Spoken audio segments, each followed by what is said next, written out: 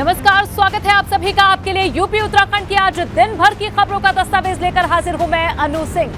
10 के दस्तावेज में आज आपको दिखाएंगे स्वतंत्रता दिवस पर तिरंगे में रंगते जा रहे उत्तर प्रदेश के तमाम शहरों की तस्वीरें। इसके अलावा दिखाएंगे स्वाधीनता आंदोलन के अनजान सेनानियों की कहानी और बात होगी आज माफिया डॉन मुख्तार अंसारी पर चलते कानून के एक और हंटर की।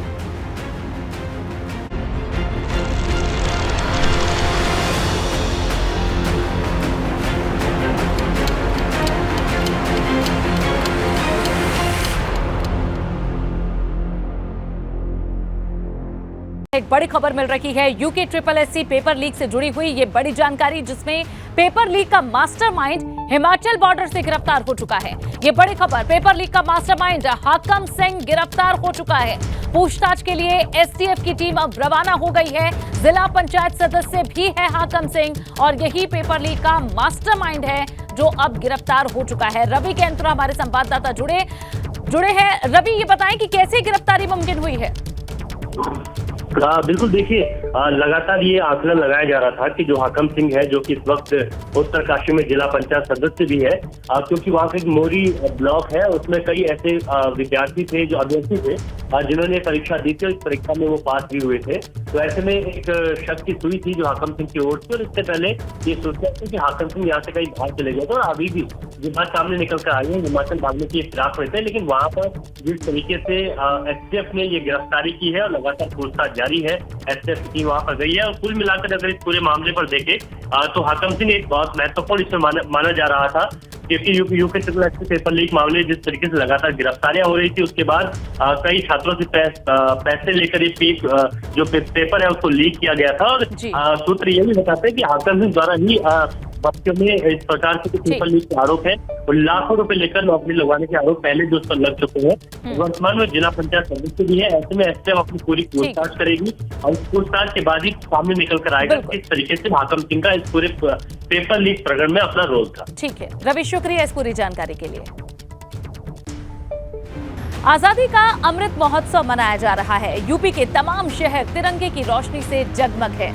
टीवी स्क्रीन पर आपको यूपी की 4 अलग अलग तस्वीरें दिखाएंगे, जहां किस तरह से अलग अलग जगह तिरंगे से सजे हुए भवन नजर आ रहे हैं। ये आप देख सकते हैं। रोशनी से जगमग हुआ हाई कोर्ट तिरंगे की रोशनी से किस तरह से खूबसूरत घंटाघर मेरठ में नजर आ रहा है, ये आप देख सकते हैं। वहीं वाराणसी में भी जगमग हुआ काशी का मंदिर, रंग बिरंगी रोशनी से नहाया हुआ शहर भी आप देख सकते हैं। लखनऊ, प्रयागराज, मेरठ और वाराणसी की ये 4 अलग अलग तस्वीरें आप देखिए। जो मुख्य भवन है उन्हें कितनी खूबसूरती से सजाया गया है, जहां 13 से 15 अगस्त तक बेहद खास ये उत्सव चल रहा है, जहां दिन में तिरंगा यात्राएं निकलती हैं और रात को जो मुख्य भवन है वो जगमग लाइटों से सज रहे हैं, तिरंगे की लाइटों से सज रहे हैं। और देश के लिए ये खास मौका है। देश की आजादी के 75 साल पूरे हो रहे हैं और ऐसे में पूरा देश इन तिरंगी रोशनियों से जगमग हो रहा है।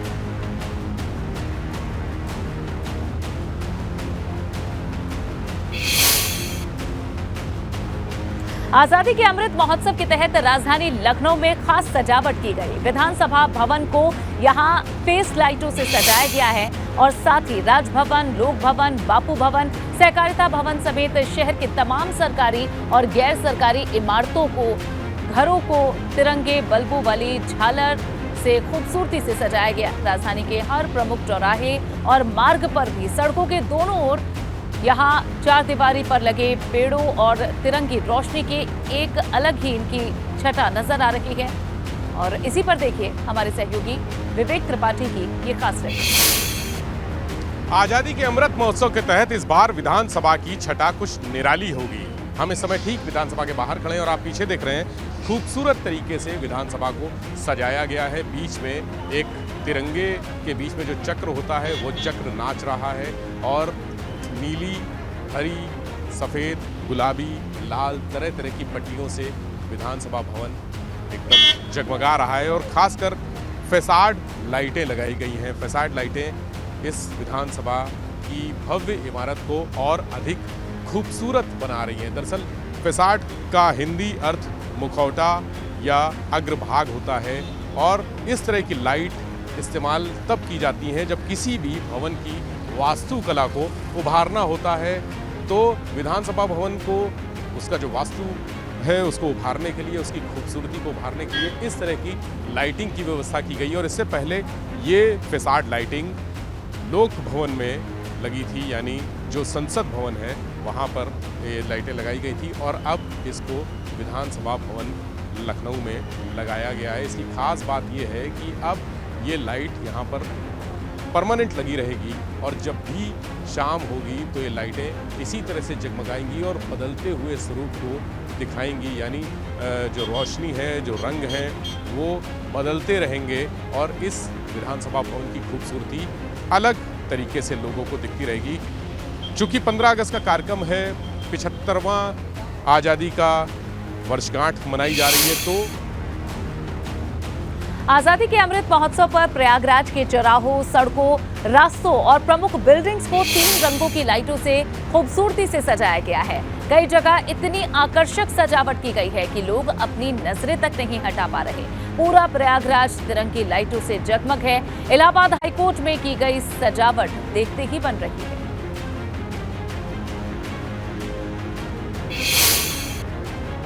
देश की आज़ादी की 75वीं वर्षगांठ अमृत महोत्सव के रूप में मनाई जा रही है। इस मौके पर पूरा देश जश्न में डूबा हुआ है।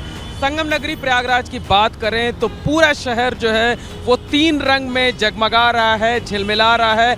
जगह जगह तिरंगा झंडा तो लगाया ही गया है, इसके साथ साथ जो प्रमुख चौराहे हैं, रास्ते हैं या जो बड़ी बिल्डिंग्स हैं, इमारतें हैं, उन पर खूबसूरत लाइटिंग की गई है। 3 रंगों से लाइटिंग की गई है और इस वक्त हम मौजूद हैं प्रयागराज के सबसे पॉश इलाके सिविल लाइंस के सुभाष चौराहे पर, जहां आप देख सकते हैं कि ये जो सुभाष चंद्र बोस की प्रतिमा है और गोल चौराहा है उसे कितनी खूबसूरती के साथ 3 रंग की लाइट से सजाया गया है और बड़ी बड़ी पट्टियां 3 रंग में लगाई गई हैं। और इसके ठीक पीछे आप देख सकते हैं कि ये इंदिरा भवन बिल्डिंग है, प्रयागराज की सबसे पुरानी, सबसे बड़ी बिल्डिंग इसे माना जाता है। 3 रंग में ख़ास तौर पर यहाँ पर लाइटिंग की गई है और बेहद खूबसूरत लाइटिंग की गई है। आप देखिए लिख कर आ रहा है आज़ादी के 75 वर्ष बीचों बीच लिखा हुआ है।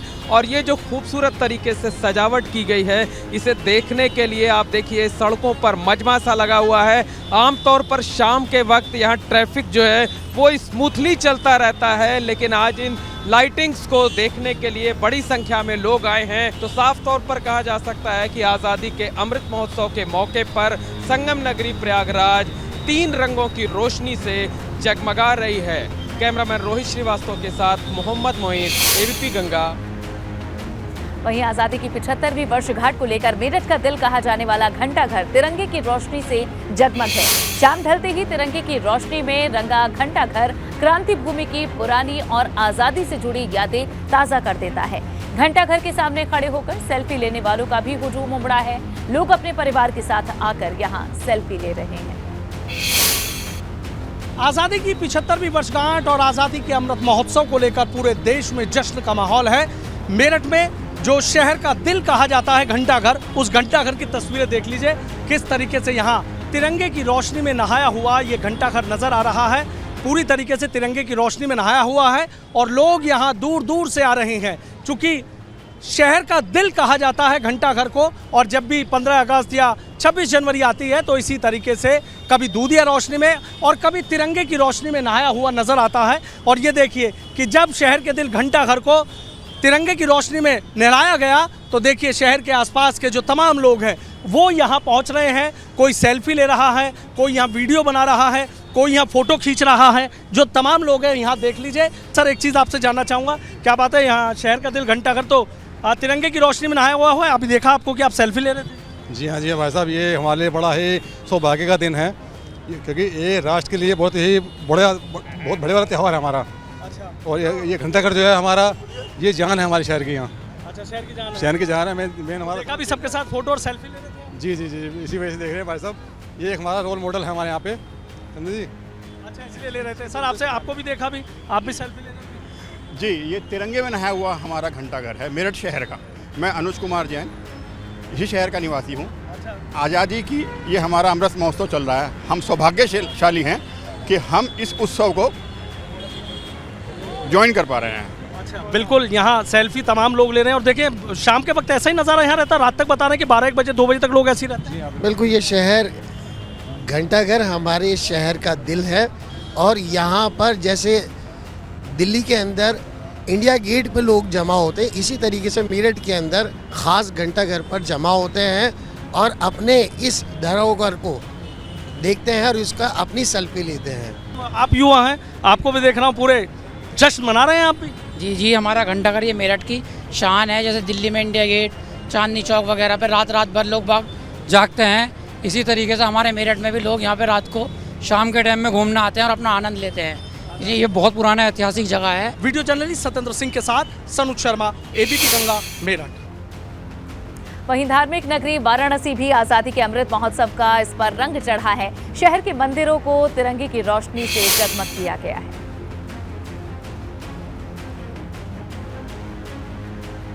तो आप ये देख सकते हैं किस तरह से बनारस के रेलवे स्टेशन हो या फिर मुख्य भवन, सभी पर इस तरह से ये तिरंगा रोशनी जगमगा रही है। पूरा देश आज़ादी का अमृत महोत्सव मना रहा है और काशी में सड़क हो या गलियां हो या फिर स्टेशन हो, सब कुछ तिरंगे के रंग में रंगा हुआ नजर आ रहा है। आप देखिए, ये कैंट स्टेशन की तस्वीर है और वाराणसी का कैंट स्टेशन तिरंगे की रोशनी में नहाया हुआ नजर आ रहा है। चाहे वो कैंट स्टेशन हो, वाराणसी सिटी स्टेशन हो या फिर सड़क का क्षेत्र हो, जो लगे हुए पोल हैं, सब कुछ तिरंगे के रंग में रंगे नज़र आ रहे हैं।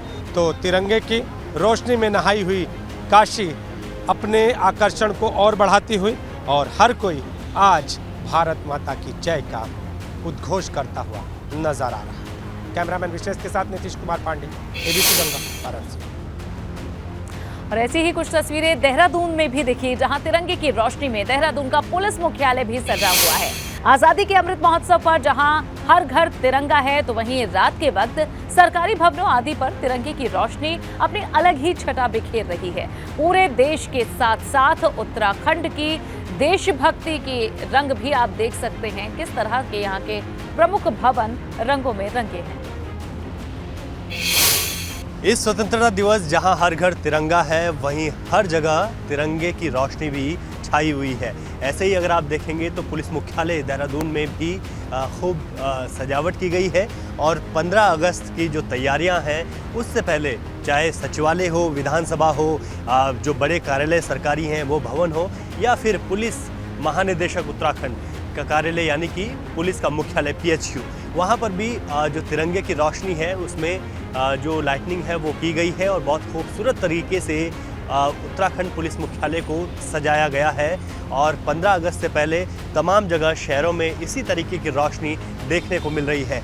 जहां इस बार हर घर तिरंगा है, तिरंगे का अभियान चला रहा है, पक्ष हो या विपक्ष, वहीं इस तरीके की रोशनी भी तमाम जगहों पर देखने को मिल रही है, चाहे सरकारी भवन हो, पुलिस मुख्यालय हो, सचिवालय, विधानसभा। इसके अलावा लोगों ने अपने घरों में भी तिरंगे की रोशनी से इस बार खूबसूरत जो सजावट है उसको किया हुआ है। और ये खूबसूरत जो सजाया गया है वो पुलिस मुख्यालय है, जहां पर लाइटनिंग लगाई गई है और तिरंगा यहां पर बनाया गया है। केसरी है, सफ़ेद है और हरे रंग का जो एक तिरंगे के जो रंग हैं, उन रंगों में खूबसूरत तरीके से पुलिस हेडक्वार्टर को भी सजाया गया है। 15 अगस्त की धूम है, 15 अगस्त की तैयारियां हैं, हर घर तिरंगा है, हर घर रोशनी है और इसी रोशनी से सराबोर पूरा देश के साथ साथ उत्तराखंड भी है। सहयोगी क्रिस्टोफर लॉरेंस के साथ रवि कैंत्रा, एबीपी गंगा, देहरादून। मेरठ में आज भाजपा ने घर घर तिरंगा अभियान के तहत भाजपा के राष्ट्रीय अध्यक्ष जेपी नड्डा ने तिरंगा बाइक रैली को हरी झंडी दिखाई। इस तिरंगा यात्रा में हजारों लोग शामिल हुए, जो हाथों में तिरंगा लेकर भारत माता की जय के उद्घोष के साथ आगे बढ़ते दिखे। जीप पर सवार होकर बीजेपी राष्ट्रीय अध्यक्ष जेपी नड्डा, केंद्रीय राज्य मंत्री डॉक्टर संजीव बालियान समेत भाजपा के कई वरिष्ठ नेता इसमें शामिल हुए।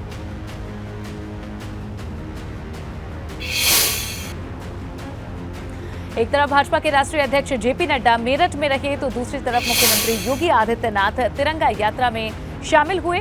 भाजपा के कई नेता और मंत्री यूपी के तमाम जिलों में तिरंगा यात्रा में शामिल हुए। आपको तिरंगा यात्रा की 6 जिलों की तस्वीरें दिखा रहे हैं। पहली तस्वीर चंदौली की है। इसके अलावा बुलंदशहर, अलीगढ़, जालौन, बहराइच और रामपुर में भी भाजपा के नेताओं ने तिरंगा यात्राओं में शिरकत की।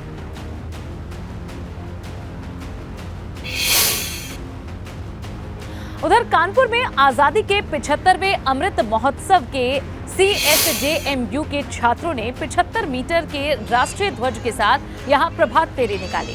कुलपति प्रोफेसर विनय कुमार पाठक के नेतृत्व में छात्रों ने भारत माता की जय के नारों के जरिए पूरे परिसर के वातावरण को देशभक्ति के रंग में रंग दिया। दीनदयाल शोध केंद्र से शुरू हुई प्रभात फेरी विश्वविद्यालय के सरस्वती मंदिर पर जाकर समाप्त हुई। इसमें सभी अधिकारी, शिक्षक और छात्र छात्राएं मौजूद रहे।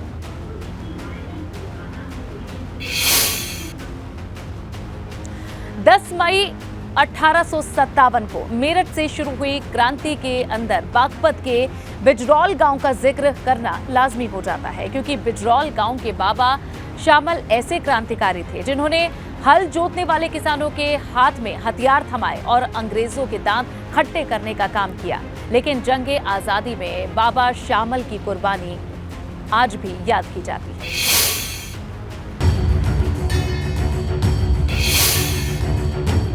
बागपत का ये बिजरौल गांव 1857 की क्रांति का जीता जागता सबूत है, जो शहर से करीब 14 किलोमीटर दूर है। यहाँ के क्रांतिकारी बाबा शाहमल ने आजादी की लड़ाई में अहम भूमिका निभाई थी और अंग्रेजों के दांत खट्टे कर दिए थे।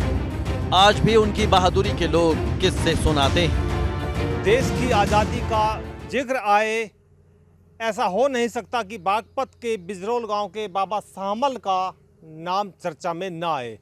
हम मौजूद हैं उसी बिजरौल गांव में जहां पर बाबा शामल ने जन्म लिया था और 1857 के गदर में अंग्रेजों के खिलाफ बड़ी लड़ाई लड़ी थी। बाबा शाहमल ने कैसे अंग्रेजों के खिलाफ जंग लड़ी और कैसे उन्हें बड़ौद तहसील से खदेड़ दिया और कैसे उन्होंने अपने प्राणों की आहुति दी, आपको बताते हैं। बागपत के बिजरौल गांव के रहने वाले थे बाबा शाहमल। 1857 की क्रांति के दौरान बाबा शाहमल ने अंग्रेजों से लोहा लिया। बाबा शाहमल ने 6000 किसानों को साथ लेकर एक फौज बनाई। किसानों ने बल्लम और भालों जैसे देसी हथियारों से अंग्रेजों का सामना किया। बाबा शाहमल ने बड़ौद तहसील पर हमला कर सरकारी खजाने को लूटा। साथ ही बाबा शाहमल ने वीरता दिखाते हुए अंग्रेज अफसरों को मार भगाया, जिसके बाद मुगल शासक बहादुर शाह जफर ने शाहमल को बड़ौद क्षेत्र का सूबेदार नियुक्त कर दिया। लेकिन 18 जुलाई 1857 को अंग्रेजों ने बड़का गांव में धावा बोल दिया। इस दौरान एटोनॉकी नाम के फ्रांसीसी सैनिक के हमले में बाबा शाहमल शहीद हो गए। बताते हैं कि अंग्रेज सिपाही काफी देर तक बाबा शाहमल के शव के पास जाने से भी डर रहे थे और इस बात का जिक्र एक अंग्रेज कमांडर विलियम की लिखी गई किताब आंखों देखी में किया गया है। बिजरौल गांव में मौजूद इस शहादत स्थल पर लगा बरगद का ये पेड़ क्रांतिकारियों की शहादत का जीता जागता नमूना है।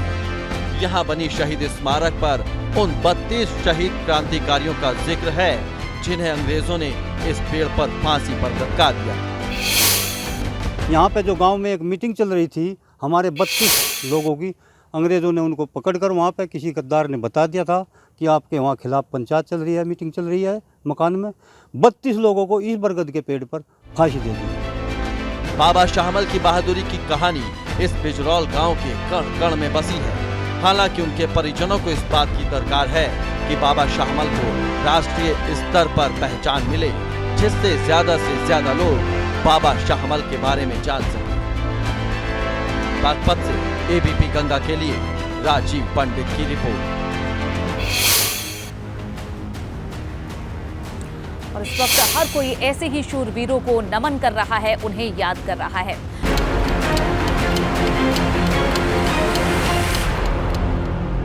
चंदौली के पंडित दीनदयाल स्टेशन पर आरपीएफ जवान की तत्परता से एक महिला की जान बच गई। दरअसल महिला खाने पीने का सामान लेने के लिए प्लेटफॉर्म पर उतरी थी कि तभी ट्रेन चल दी। इस दौरान दौड़कर ट्रेन पकड़ने के चक्कर में महिला का पांव फिसला और तभी वो प्लेटफॉर्म पर ड्यूटी कर रहे आरपीएफ के जवान निरंजन कुमार का ध्यान इस महिला की तरफ पड़ा तो दौड़कर निरंजन ने महिला को ट्रेन से नीचे उतारा और उसकी जान बच गई। आप देख सकते हैं किस तरह से अपनी जान दांव पर लगाकर इस महिला की जान बचाई है। इस सिपाही ने ट्रेन को थोड़ी देर के लिए रोका गया और अनन्या कुमारी को उसकी कोच में फिर से बैठाया गया। और चलिए इसी के साथ 10 का दस्तावेज में फिलहाल के लिए बस इतना ही।